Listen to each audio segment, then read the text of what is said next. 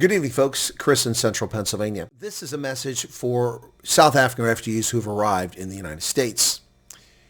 If you choose to not listen to the correct information that I've been sharing for months since people began arriving here, and take your own path and allow yourself to be taken advantage of because you fear retaliation, let me be very clear once again. Your case officer cannot send you back to South Africa. Your case officer cannot legally retaliate against you. And if they do so, they're going to find themselves in a world of hurt.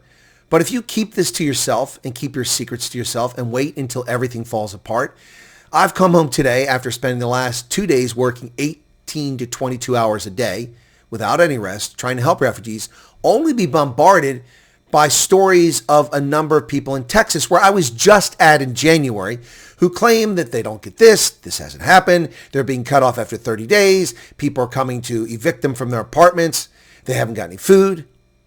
Why am I just hearing about this now? This propensity to keep things to yourself and allow something to snowball into a complete disaster is unacceptable, and you bear responsibility for your predicament. Put your big boy pants on and stand up for yourself and listen to me. You cannot be retaliated against. The only people who can send you back to South Africa is U.S. immigration. And the only way that happens is if your basis for being here, the underlying justification, the racial persecution is ameliorated. It gets better. Does anybody watching this video think that the African National Congress will remove 145 race-based laws anytime soon? No, they won't. Therefore, the situation is not improved. That alone allows you to stay. Next, if you committed fraud, if you defrauded the United States and lied in your interview or in your paper submissions or documents provided, you can be stripped of your refugee status and sent home.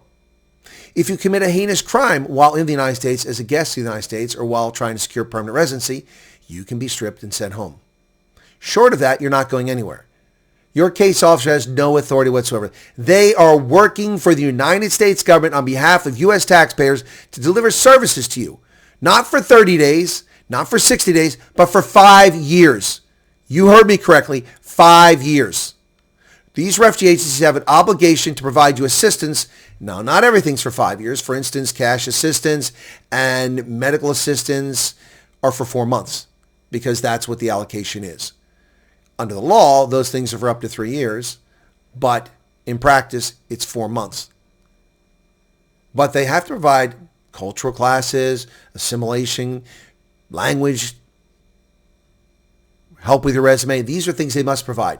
I know a case officer here in Pennsylvania who is still helping refugees who arrived 5 years ago. This agency believes it's their role to help refugees settle, get acclimated, become successful, and if they desire, once they become American citizens, then they pull back because they're citizens. That's what your refugee case officers are supposed to be doing. That's what these agencies are obliged to do. And if they're telling you they're cutting you loose after 30 days, I want to know the agency, your case number. Send me a screenshot. Send it to my email. And I will inform the proper authorities. But for those of you who sit around and don't say anything because you fear retribution, I have several people who ask me, don't tell them anyone. Well, what do you want me to do? You just want to complain to me so I can tell people this is happening? Okay, I'll do that. But people can't ameliorate your situation, number one, if you don't stand up for yourself. And number two, if you don't tell somebody in a timely fashion. Don't wait for this, that, and the other to happen.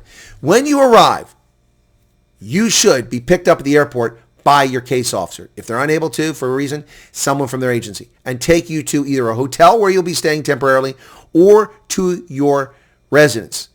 Now, that residence, you cannot be forced into signing a lease when you arrive. That's duress.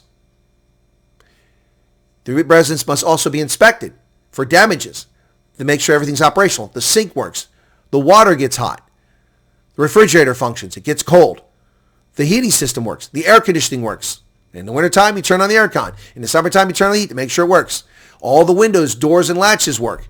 The front door locks. These are things that must be done move in. That is supposed to be done by your case officer with you there. It doesn't have to be with the case officer, but it needs to be done. People moving into properties where these inspections haven't been done, that's unacceptable. And if you don't stand up for yourself, that's on you. Last time I checked, only adults can apply for this program who qualify. No 15-year-olds are primary applicants, to my knowledge. No 12-year-olds are primary applicants. You're adults. You must be 18 or older. Start acting like adults. Now, inevitably, somebody's feelings are going to be hurt. But you are creating problems for everyone else. Because time is being wasted for people who are keeping this thing to themselves and waiting for a disaster to fall on everyone else. By then, it's too late. Some of us are proactive in life. We anticipate the bumps in the road. For instance, when the lady's husband had a heart attack in Boise, Idaho, my first concern was to get her clothing because I figured she wouldn't have clothing. And I was correct because she got on a medevac flight and flew from Boise to Salt Lake City. So she has no credit cards, probably. She has no money. She has no car. She has no residence and no clothing. So her husband's in hospital. He's being stabilized. He'll be fed. He'll be taken care of. He's got a bed. Medicaid's going to pay for that.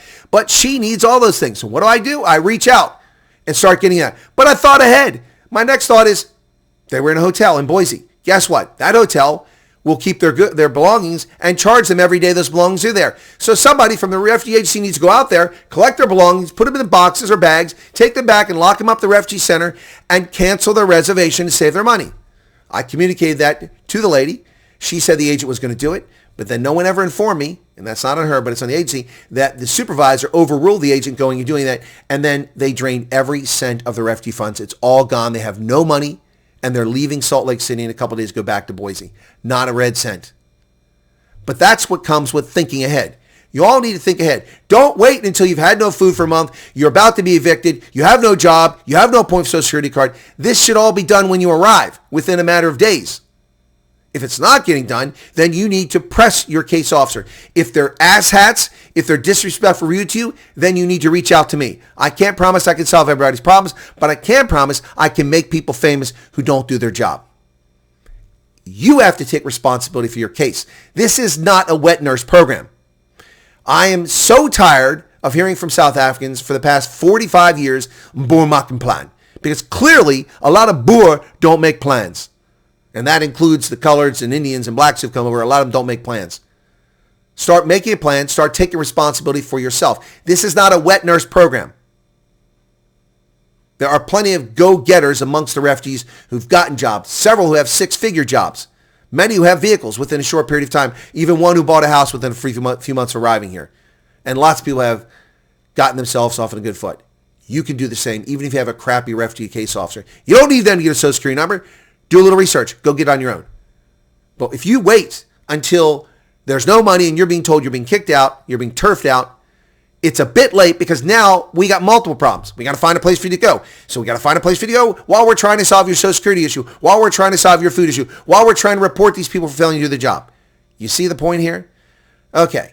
Does this hurt your feelings? It shouldn't. I didn't assault anybody by name. I didn't call anybody out by name, and I could do that.